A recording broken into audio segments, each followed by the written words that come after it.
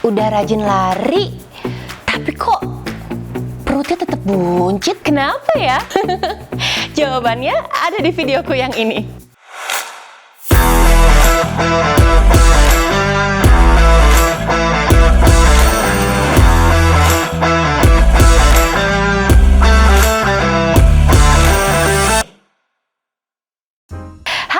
Selamat datang di Fit with Mel sama aku Melanie Putria.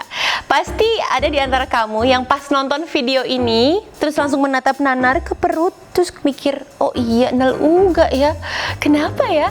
Aku udah rajin lari, sering olahraga, tapi kok perut masih buncit gitu. Atau mungkin kamu punya temen yang mengalami hal yang sama, puluhan kilometer sudah diarungi, bahkan udah lari maraton, tapi tetap aja perut kok bisa membumbung tinggi ya. Nggak tinggi sih, ke depan gitu maksudnya. Nah, jawabannya ada di mana? Di dietnya kamu, teman-teman.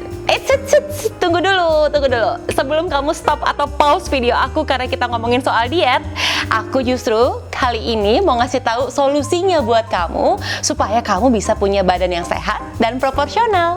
Oke, sekarang sebelumnya kita mesti nyamain dulu nih persepsinya kita mengenai diet. Definisi diet kalau menurut KBBI adalah aturan makanan khusus untuk kesehatan dan sebagainya.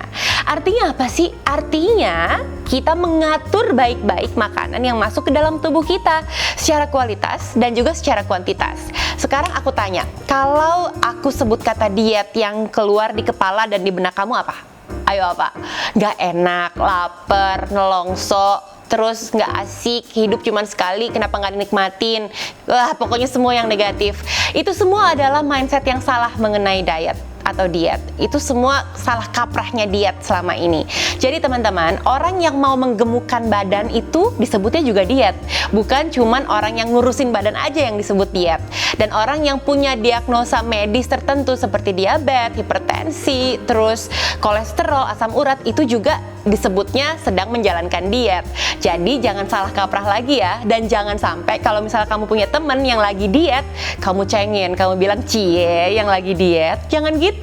Justru kita harus ngasih apresiasi ke mereka yang sedang diet karena dia lagi berupaya nih untuk bisa memasukkan yang bagus-bagus aja ke dalam tubuhnya demi kesehatan. Oke, sekarang kita balik ke kasus yang bakal kita bahas. Udah sering lari, rajin olahraga, tapi kok masih buncit? Nah, cara paling mudah atau formula paling dasar dalam menurunkan berat badan adalah jumlah kalori yang masuk ke tubuh kita harus lebih sedikit daripada energi yang keluar.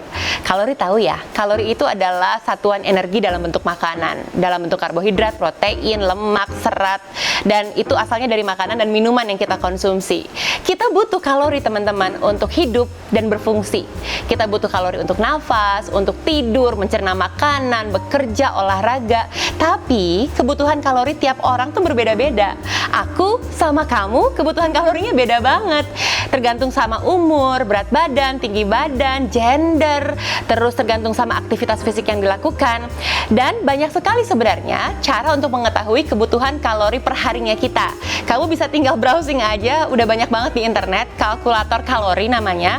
Terus Amerika juga punya metode sendiri untuk menghitung kebutuhan kalori per orang tiap harinya. Inggris juga punya, jadi masing-masing negara punya, Indonesia juga punya pedoman gizinya. Terus FAO, Organisasi Pangan Dunia, juga sudah pernah ngasih rekomendasi. Orang dewasa itu kebutuhan kalori per harinya adalah 1.800 kilokalori ya, secara general. Jadi kamu bisa nih ngitung jumlah kalorinya kamu dulu, kebutuhannya dalam sehari.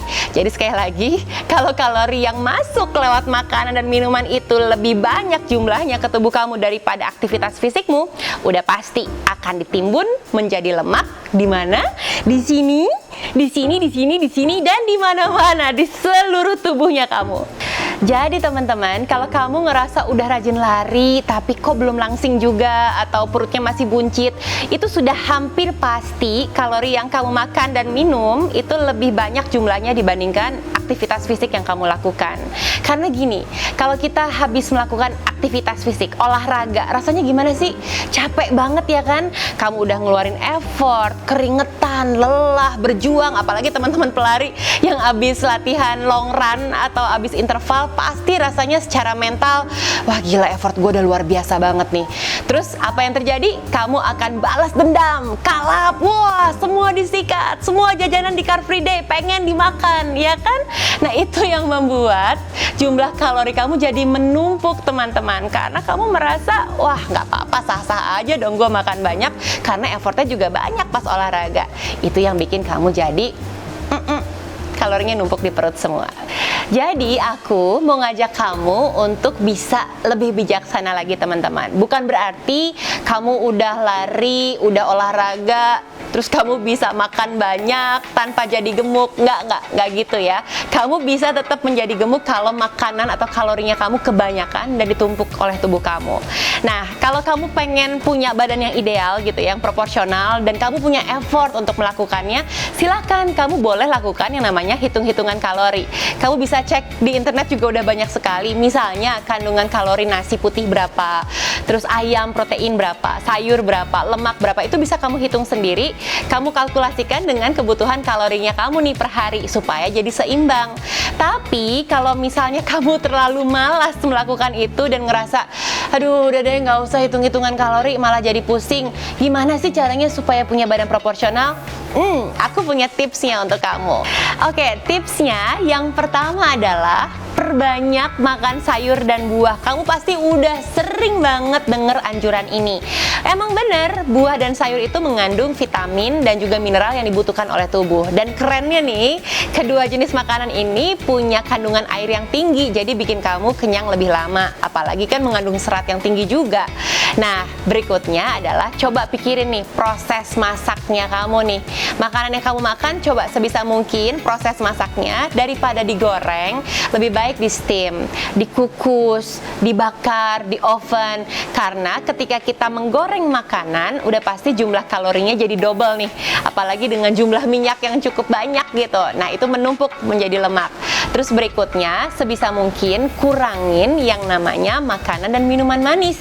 Kadang-kadang makanan dan minuman manis mengandung hidden calories atau gula yang ngumpet teman-teman. Bentuknya sih nggak kelihatan kayak makanan besar, tapi jumlah kalorinya sama dengan satu kali kita makan siang. Males kan? Jadinya double kalorinya. Nah, terus bikin target yang kecil. Misalnya gini, 1 bulan pertama kamu cobain deh dalam 7 hari kamu makan bersih dan sehat, itu 5 hari. 2 harinya kamu boleh kasih reward ke tubuh kamu, makan makanan yang kamu suka. Misalnya gorengan, lemak, tapi jangan banyak-banyak juga ya, atau makanan yang manis. Ini sebagai hadiah aja biar kamu termotivasi. Nah, coba 1 bulan pertama dulu nih. Kira-kira 21 hari pertama nih terbentuk nggak sih kebiasaan baru?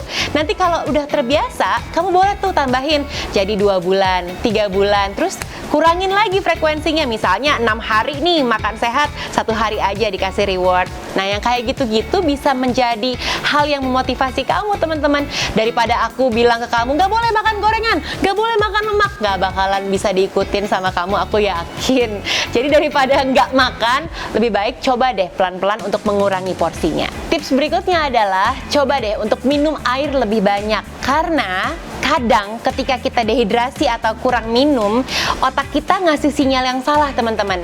Otak kita bilang kita kelaparan, jadi bawaannya pengen ngemil terus. Padahal sebenarnya kita dehidrasi, kurang minum. Jadi coba untuk cukupi kebutuhan cairan tubuhnya kamu. Dan berikutnya, coba untuk makan porsi yang kecil tapi lebih sering frekuensinya. Misalnya kamu sarapan jam 8 pagi seperti kamu biasanya. Jam 10 kamu coba untuk snack. Misalnya makan yogurt atau buah potong. Jam 12 makan siang seperti biasa. Porsinya kamu ada karbohidrat, protein, serat, dan lemak baik. Terus ntar jam 4 sore misalnya kamu makan lagi snack yang sehat juga. Terus makan malam tetap makan normal. Jadi kalau misalnya kita makan frekuensinya sering tapi porsinya kecil, udah pasti metabolisme tubuh kita juga akan menjadi lebih cepat kerjanya. Dan berikutnya adalah jangan lupa untuk latihan strength training. Jangan cuman cardio aja, jangan cuman sering lari aja. Kenapa? Karena ketika kita strength training, kita kan ngebentuk otot. Dan kita tahu otot adalah mesin pembakar lemak yang alami yang ada di tubuh kita.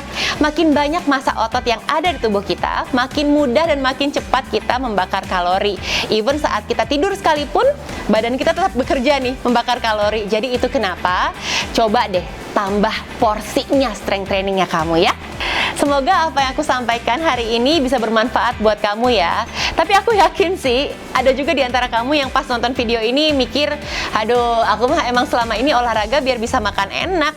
Ya nggak apa-apa juga, itu kan pilihannya kamu. Tapi aku mengingatkan di sini, coba perhatikan kualitas dan kuantitasnya makanan kamu. Karena bukan cuma buat sekedar gemuk atau kurus aja nih, tapi kita juga harus merhatiin dan menghindari penyakit degeneratif, teman-teman. Kita kan ingin sehat sampai tua, ya kan? Kita ingin sehat untuk orang-orang yang kita cintai. Jadi, perhatikan kualitas makanannya kamu ya. Nah, kalau kamu suka banget sama videoku yang ini, tolong di-like, disebarin ke teman-teman yang lain. Kalau mau drop komen juga boleh. Dan yang paling penting adalah jangan lupa di-subscribe ya. Karena aku akan makin semangat bikin video kalau kamu subscribe aku. Terima kasih banyak udah nonton. Meanwhile, stay fit, stay healthy, and stay in love with Fit with Mel. Bye!